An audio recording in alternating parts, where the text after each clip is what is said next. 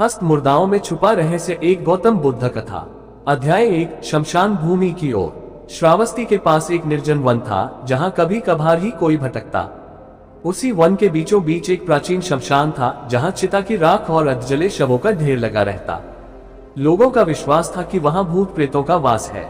एक दिन बुद्ध अपने कुछ शिष्यों के साथ उस ओर से गुजर रहे थे।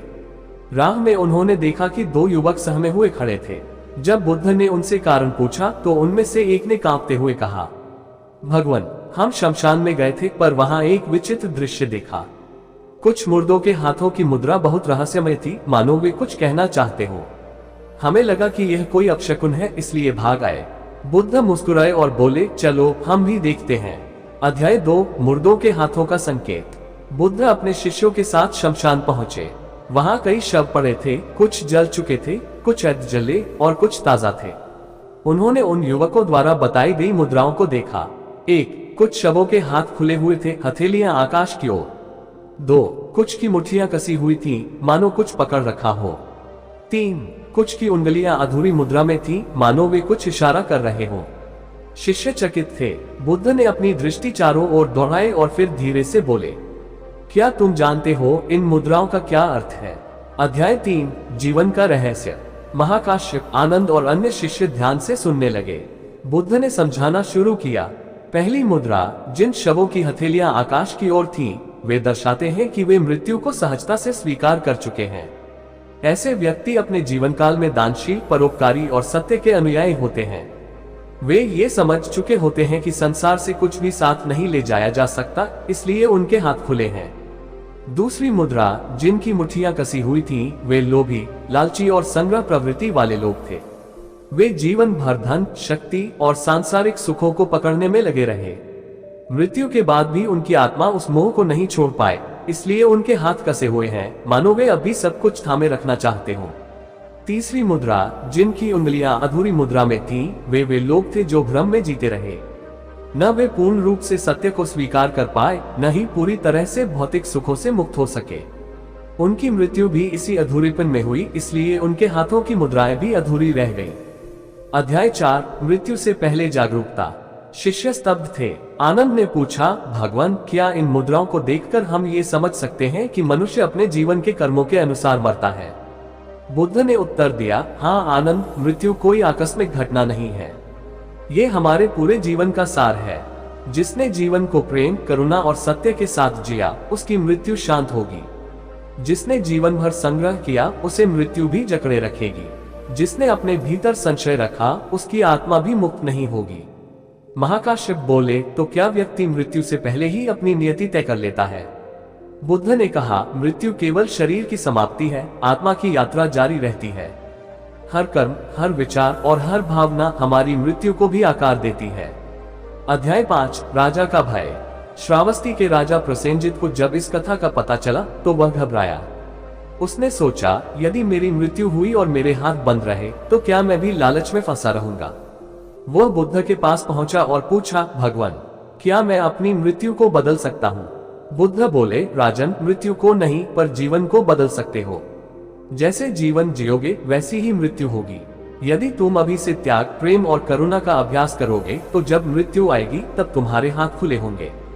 राजा ने उसी क्षण संकल्प लिया कि वह अपने जीवन को परोपकार और धर्म के मार्ग पर लगाएगा। अध्याय 6। अंतिम शिक्षा। बुद्ध ने अपने शिष्यों की ओर देखा और कहा, संसार एक नदी है जो निरंतर बहती है। मृत्यु अंत नहीं, केवल एक नया मोड़ है। जो इसे समझ लेता है वह भय से मुक्त हो जाता है। शिष्य नमन कर बुद्ध की शिक्षा को हृदय में अंकित कर चल पड़े। शमशान में पड़े मुर्दों के हाथ अब भी मौन थे, लेकिन उनके संकेत अब शिष्यों के लिए स्पष्ट हो चुके थे। हस्त मुर्दाओं में छुपा रहस्य, एक बूढ़ गौतम बुद्ध कथा, भाग 2। अध्याय 7। रात्रि का रहस्य। बुद्ध के उपदेश के बाद शिष्य अपने अपने ध्यान और साधना में लग गए, लेकिन आनंद का मन अभी भी अशांत था। रात के तीसरे प्रहर में जब सब सो रहे थे, आनंद ने देखा कि बुद्ध अकेले शमशान की ओर बढ़ रहे हैं। वह भी चुपचाप उनके पीछे हो लिया। शमशान में पहुंचकर बुद्ध कुछ क्षण तक चिताओं की ओर देखते रहे, फिर उन्होंने एक पुराने वृक्ष के नीचे ध्यान लगाया। अचानक एक हल्की सी आवाज गूंजी, तुमने मृत्यु का अर्थ बताया, परंतु जीवन का रहस्य क्या है? आनंद कांप उठा। ये किसकी आवाज थी? क्या कोई प्रेत बोल रहा था? बुद्ध ने आंखें खोली और बोले, जीवन और मृत्यु एक ही सिक्के के दो पहलू हैं। जो मृत्यु को समझ लेता है वही जीवन को भी जान पाता है। अध्याय 8, मृतकों की आत्माएं। तभी हवा में हलचल हुई और 4 अस्पष्ट आकृतियां प्रकट हुई। वे श्वेत प्रकाश से घिरी थी, किंतु उनके चेहरे पीड़ा से भरे थे। उनमें से एक ने करुण स्वर में कहा, भगवान, हमें इस स्थिति से मुक्ति दिलाइए। बुद्ध बोले, तुम कौन हो? पहली आत्मा बोली, मैं एक राजा था। मैंने जीवन भर धन और शक्ति को पकड़े रखा और मृत्यु के बाद भी मेरी आत्मा इसे छोड़ नहीं पाए। मेरी मुट्ठी आज भी कसी हुई है। दूसरी आत्मा बोली, मैं एक व्यापारी था। मैंने सारा जीवन केवल लाभ हानि के गणित में बिताया। मैंने दान नहीं किया, प्रेम नहीं किया। मेरे हाथ अधूरे संकेत में हैं, क्योंकि मेरी आत्मा अभी भी निर्णय नहीं कर पाई कि मैंने सही किया या गलत। तीसरी आत्मा बोली, मैं एक विद्वान था, परंतु अहंकार से भरा हुआ। मैंने दूसरों को नीचा दिखाया और अब मेरी आत्मा अनिश्चितता में है। चौथी आत्मा बोली, मैं एक गृहिणी थी। मैंने जीवन भर मोह माया में जिया और अब मेरी आत्मा मुक्त नहीं हो पा रही। बुद्ध ने शांति से कहा, तुम सब अभी भी अपने पुराने जीवन से बंधे हुए हो। जब तक तुम अपने कर्मों को स्वीकार नहीं करोगे और उन्हें त्याग नहीं दोगे, तब तक तुम्हारी आत्मा मुक्त नहीं होगी। अध्याय 9, आत्माओं की मुक्ति। आनंद ने जिज्ञासावश पूछा, भगवान, क्या इन आत्माओं को पुनर्जन्म मिलेगा? बुद्ध बोले, जिन्होंने अपने जीवन में मोह, अहंकार और लोभ को पकड़े रखा, वे उन्हीं संस्कारों के साथ पुनर्जन्म लेंगे। लेकिन जो जागृत होकर सब कुछ त्याग देते हैं, वे निर्वाण को प्राप्त कर सकते हैं। उन्होंने आत्माओं की ओर देखते हुए कहा, तुम्हारे पास अभी भी अवसर है। अपने पुराने संस्कारों को छोड़ दो, अपनी भूलों को स्वीकार करो और नए जीवन के लिए तैयार हो जाओ।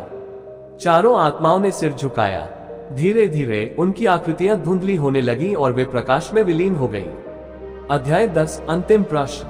आनंद ने विस्मय से पूछा, भगवान, क्या आत्माएं सच में भटकती हैं? बुद्ध ने उत्तर दिया, यह मन की कल्पना है। आत्मा स्वयं नहीं भटकती, बल्कि मन अपने ही विचारों और संस्कारों में फंसा रहता है। जब मन मुक्त होता है तो आत्मा भी मुक्त हो जाती है। आनंद ने नमन किया और समझ गया कि मृत्यु से बड़ा कोई रहस्य नहीं, केवल जीवन को जागरूकता से जीने की आवश्यकता है। बुद्ध मुस्कुराए और बोले, जीवन और मृत्यु के इस चक्र से मुक्त होने का एक ही मार्ग है, ध्यान, करुणा और सत्य का अनुसरण। उस रात शमशान में चिताएं जलती रही, परंतु बुद्ध और आनंद की आंखों में केवल शांति का प्रकाश था। हस्त मुर्दाओं में छुपा रहस्य, एक बूढ़ गौतम बुद्ध कथा, भाग 3। अध्याय 11, मृत्यु का सत्य और असत्य। बुद्ध और आनंद शमशान से लौट रहे थे। रास्ते में आनंद ने पूछा, भगवान, आपने कहा कि आत्मा स्वयं नहीं भटकती, केवल मन के संस्कार उसे बांधे रखते हैं। तो क्या मृत्यु के बाद कुछ भी नहीं बचता? बुद्ध मुस्कुराए और बोले, आनंद, ये प्रश्न जल की प्रकृति पूछने जैसा है। जल को तुम समुद्र, नदी या बादल में देख सकते हो, परंतु क्या जल का कोई स्थायी रूप है? आनंद कुछ सोचने लगा। बुद्ध आगे बोले, जीवन और मृत्यु का जो स्वरूप तुम देखते हो वह केवल परिवर्तन है। जब परिवर्तन को समझ लिया जाता है तब मृत्यु का भय समाप्त हो जाता है। अध्याय 12, शमशान का वृद्ध योगी। रात गहरी हो चुकी थी। जंगल में सन्नाटा था। तभी दूर एक झोपड़ी से प्रकाश झलकता दिखाई दिया। जब वे वहां पहुंचे तो देखा कि एक वृद्ध योगी ध्यान में लीन था। योगी ने आंखें खोली और मुस्कुराकर कहा, मैं तुम्हारा ही इंतजार कर रहा था, बुद्ध। आनंद चौंक गया। वह कौन था? बुद्ध शांत स्वर में बोले, वत्स, प्रतीक्षा क्यों? योगी ने उत्तर दिया, मैं शमशान में वर्षों से ध्यान कर रहा हूँ। मैंने असंख्य शवों को जलते देखा, लेकिन एक बात समझ नहीं पाई, मृत्यु के बाद कौन सा तत्व शेष रहता है? बुद्ध ने एक सूखी पत्ती उठाई और धीरे से हवा में छोड़ दी। पत्ती कुछ क्षण तक हवा में तैरती रही, फिर भूमि पर गिर गई। बुद्ध बोले, पत्ती गिरी, परंतु क्या उसका तत्व नष्ट हो गया? योगी ने उत्तर दिया, नहीं, ये मिट्टी में मिलकर नया जीवन देगी। बुद्ध मुस्कुराए, इसी प्रकार जो स्वयं को शरीर समझता है वह मृत्यु से डरता है। जो स्वयं को तत्व समझता है वह जानता है कि कोई भी नष्ट नहीं होता, केवल रूप बदलता है। योगी के नेत्रों में एक नई चमक आई। उसने बुद्ध के चरण स्पर्श किए और कहा, अब मैं मुक्त हूँ। अध्याय 13, शमशान में एक नया शव।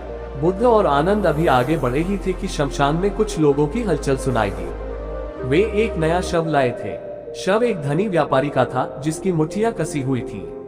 लोग कानाफूसी कर रहे थे, ये व्यक्ति मृत्यु के समय भी अपना धन नहीं छोड़ सका। देखो, इसकी मुट्ठियां कैसे जकड़ी हुई हैं।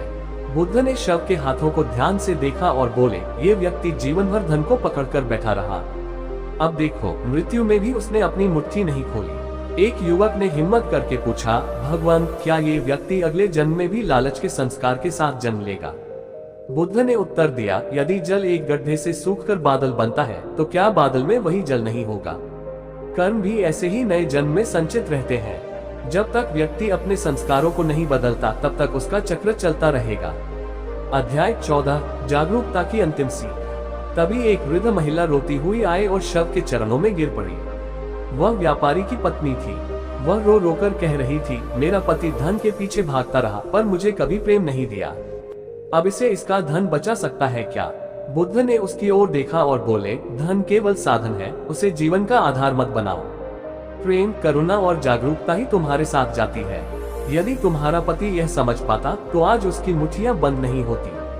महिला ने आंखें पोंछी और प्रणाम करके कहा, मैं अपने शेष जीवन को सेवा और दान में लगाऊंगी ताकि मेरी आत्मा भी मुक्त हो सके। अध्याय 15, अंतिम उपदेश। बुद्ध ने अंतिम बार शमशान की ओर देखा और बोले, मृत्यु कोई रहस्य नहीं, केवल एक दर्पण है। ये तुम्हें दिखाती है कि तुमने कैसा जीवन जिया। जो इसे पढ़ना सीख लेता है वही जीवन को समझ पाता है। आनंद ने सिर झुका लिया। वह समझ चुका था कि मृत्यु से बड़ा कोई सत्य नहीं और जीवन से बड़ी कोई साधना नहीं। शमशान की राख में नया जीवन जन्म लेने को था। हस्त मुर्दाओं में छुपा रहस्य, एक बूढ़ गौतम बुद्ध कथा, भाग 4। अध्याय 16, मृत्यु की छाया में एक नई जिज्ञासा। श्रावस्ती लौटने के बाद आनंद की जिज्ञासा शांत नहीं हुई। मृत्यु का ये रहस्य जो शमशान में प्रकट हुआ था उसे और गहराई से समझने की इच्छा थी। एक दिन वह बुद्ध के पास आया और बोला, भगवान यदि मृत्यु केवल एक परिवर्तन है तो क्या हमें इसे उत्सव की तरह स्वीकार करना चाहिए? फिर संसार में लोग मृत्यु पर विलाप क्यों करते हैं? बुद्ध ने मुस्कुराते हुए उत्तर दिया, आनंद तुमने कभी किसी बच्चे को खिलौना खोने पर रोते देखा है? आनंद ने सिर हिलाया, हाँ भगवान, बच्चे खिलौनों के लिए बहुत रोते हैं। बुद्ध बोले, और जब वे बड़े हो जाते हैं तब क्या वे उन्हीं खिलौनों के लिए रोते हैं? आनंद ने कहा, नहीं, वे समझ जाते हैं कि खिलौने का कोई स्थायी मूल्य नहीं है। बुद्ध बोले, इसी प्रकार जो मृत्यु को अज्ञानता से देखते हैं वे रोते हैं। जो इसे परिवर्तन के रूप में समझते हैं वे इसे सहज स्वीकार कर लेते हैं। अध्याय 17, राजा का भय और बुद्ध की परीक्षा। इसी बीच श्रावस्ती के राजा प्रसेनजित को एक भविष्यवाणी मिली, 1 वर्ष के भीतर तुम्हारी मृत्यु निश्चित है। ये सुनकर राजा भयभीत हो गया। उसने बुद्ध के पास जाकर प्रार्थना की, भगवान मैं जीवन में बहुत सुख भोग चुका हूँ, लेकिन अब ये भविष्यवाणी मुझे विचलित कर रही है। क्या मैं मृत्यु को टाल सकता हूँ? बुद्ध ने उत्तर दिया, राजन क्या तुमने कभी देखा है कि कोई नदी पीछे मुड़कर बह जाए? राजा ने सिर हिला दिया, नहीं भगवान, नदी हमेशा आगे ही बहती है। बुद्ध बोले, तो फिर जीवन की धारा भी पीछे नहीं जा सकती। इसे रोकने की चेष्टा व्यर्थ है। लेकिन यदि तुम चाहो तो इस अंतिम वर्ष को सबसे सार्थक बना सकते हो। राजा ने उत्सुकता से पूछा, कैसे भगवान? बुद्ध बोले, धर्म, सेवा और ध्यान के द्वारा। यदि तुम इसे समझकर जीवन को जियो तो मृत्यु तुम्हारे लिए कोई भय नहीं रह जाएगी, बल्कि यह तुम्हारे लिए एक द्वार बन जाएगी। अध्याय 18, शमशान में अंतिम सत्य। राजा ने बुद्ध के इस उपदेश को गंभीरता से लिया। उसने अपनी संपत्ति का अधिकांश भाग दान कर दिया, असहायों की सेवा की और स्वयं भी ध्यान करने लगा। 1 वर्ष पूरा होने पर जब वह मृत्युशैया पर था उसने अपने हाथों को देखा। उसकी मुट्ठियां खुली हुई थी। उसने मुस्कुराकर कहा, अब मैं समझ गया, मृत्यु कोई अंत नहीं, केवल एक द्वार है। मैं अब इसे सहजता से स्वीकार करता हूँ। राजा की मृत्यु शांति से हुई। जब श्रावस्ती के लोग ये सुनने आए कि उनका राजा कैसे मरा तो उन्होंने पहली बार देखा कि मृत्यु के समय कोई मुस्कुरा भी सकता है। अध्याय 19, अंतिम संदेश। जब इस घटना का समाचार बुद्ध तक पहुंचा तो उन्होंने शिष्यों से कहा, यदि तुमने जीवन को समझ लिया तो मृत्यु भी तुम्हें डराएगी नहीं। केवल वही लोग मृत्यु से भयभीत होते हैं जिन्होंने जीवन को जागरूकता से नहीं जिया। महाकाश्यप ने पूछा, भगवान क्या यही निर्वाण है? बुद्ध बोले, निर्वाण वही अनुभव कर सकता है जो ये समझ ले कि न तो कुछ पाने को है न कुछ खोने को। जीवन और मृत्यु के इस खेल में केवल जागरूकता ही तुम्हारी सच्ची पहचान है। उस रात चांदनी में बोधि वृक्ष के नीचे बैठे बुद्ध के शिष्य समझ चुके थे कि मृत्यु कोई रहस्य नहीं बल्कि जीवन का सबसे बड़ा सत्य है। हस्त मुर्दाओं में छुपा रहस्य, एक बूढ़ गौतम बुद्ध कथा, भाग 5। अध्याय 20 मृत्यु का अंतिम प्रश्न। राजा प्रसेनजित की मृत्यु के बाद श्रावस्ती के लोगों में मृत्यु को लेकर गहरी जिज्ञासा उत्पन्न हो गई थी। वे जानना चाहते थे कि क्या मृत्यु के बाद जीवन समाप्त हो जाता है या कोई और यात्रा जारी रहती है। एक दिन एक वृद्ध ब्राह्मण बुद्ध के पास आया और बोला, भगवान, मैं जीवन भर शास्त्रों का अध्ययन करता रहा हूँ। वेदों में लिखा है कि आत्मा अमर है, लेकिन कुछ लोग कहते हैं कि मृत्यु के बाद कुछ नहीं बचता। सत्य क्या है? बुद्ध मुस्कुराए और बोले, क्या तुमने कभी जल में अपना प्रतिबिंब देखा है? ब्राह्मण ने कहा, हाँ भगवान, मैं रोज जल में अपना प्रतिबिंब देखता हूँ। बुद्ध ने पूछा, यदि जल में पत्थर फेंका जाए तो प्रतिबिंब क्या होता है? ब्राह्मण ने उत्तर दिया, प्रतिबिंब टूट जाता है लेकिन जल वही रहता है। बुद्ध बोले, इसी प्रकार मृत्यु शरीर का प्रतिबिंब मिटा देती है, परंतु तत्व बना रहता है। जो इसे समझ लेता है वह मृत्यु से भयभीत नहीं होता। अध्याय 21 आत्मा की यात्रा। बुद्ध के इस उत्तर से एक अन्य शिष्य उपाली के मन में जिज्ञासा उत्पन्न हुई। उसने पूछा, भगवान, यदि आत्मा बनी रहती है तो क्या ये फिर से जन्म लेती है? बुद्ध ने उत्तर दिया, आत्मा नहीं, केवल कर्मों का प्रवाह जन्म लेता है। जैसे एक दीपक की लौ दूसरे दीपक को प्रज्वलित कर सकती है, वैसे ही जीवन के कर्म अगले जन्म को जन्म देते हैं। महाकाश्यप ने पूछा, तो क्या जन्म मृत्यु का ये चक्र अनंत है? बुद्ध बोले, जब तक व्यक्ति अज्ञानता में जीता है ये चक्र चलता रहेगा, पर जब कोई सत्य को पहचान लेता है और सभी बंधनों से मुक्त हो जाता है तब ये चक्र समाप्त हो जाता है। यही निर्वाण है। अध्याय 22 शमशान में एक अपूर्व घटना। उसी रात एक युवक दौड़ता हुआ जेतवन विहार पहुंचा और घबराते हुए बोला, भगवान, शमशान में एक विचित्र घटना घटी है। एक शव जो पूरी तरह जल चुका था, उसकी राख से एक हाथ बाहर निकला हुआ था। लोग इसे अपशकुन मान रहे हैं। बुद्ध शांति से बोले, चलिए देखते हैं। वे अपने शिष्यों के साथ शमशान पहुंचे। वहां एक राख के ढेर के बीच एक कंकाल का हाथ बाहर निकला हुआ था। लोग भयभीत थे, कुछ मंत्र बुदा रहे थे तो कुछ इसे श्राप मान रहे थे। बुद्ध ने उस हाथ को देखा और बोले, यह कोई अपशकुन नहीं बल्कि एक संकेत है। आनंद ने पूछा, कैसा संकेत भगवान? बुद्ध बोले, ये व्यक्ति अपने जीवन में लोभी था। मरते समय भी उसने संसार को पूरी तरह नहीं छोड़ा। उसका हाथ इस बात का प्रतीक है कि वह अभी कुछ पकड़ना चाहता है। लोग स्तब्ध रह गए। अध्याय 23 मृत्यु से पहले जीवन का पुनर्मूल्यांकन। एक वृद्ध साधु जो वहां खड़ा था रोने लगा और बोला, भगवान, मैंने भी अपने जीवन में बहुत संग्रह किया है, क्या मेरी मृत्यु भी ऐसी ही होगी? बुद्ध बोले, अब भी समय है, जागो, अपने जीवन को देखो, मोह को त्यागो, सेवा और ध्यान में समय लगाओ। यदि तुम सच में जागरूक होकर जीना शुरू कर दो तो तुम्हारी मृत्यु शांति से होगी। वृद्ध साधु ने उसी क्षण संकल्प लिया कि वह अपने शेष जीवन को दान और साधना में लगाएगा। अध्याय 24 मृत्यु का अंतिम सत्य। बुद्ध ने अंतिम बार लोगों की ओर देखा और बोले, मृत्यु को समझने के लिए जीवन को समझना जरूरी है। जो जीवन को मोह और लोभ में जीता है उसकी मृत्यु भी उसी रूप में आती है, पर जो जीवन को जागरूकता, करुणा और सत्य के साथ जीता है वह मृत्यु को मुस्कुराकर स्वीकार कर सकता है। लोगों ने बुद्ध को प्रणाम किया। अब वे समझ चुके थे कि मृत्यु कोई अंत नहीं बल्कि आत्मा की यात्रा का एक और चरण है। शमशान में एक चिता बुझ रही थी, लेकिन लोगों के मन में जागरूकता की एक नई लौ जल चुकी थी।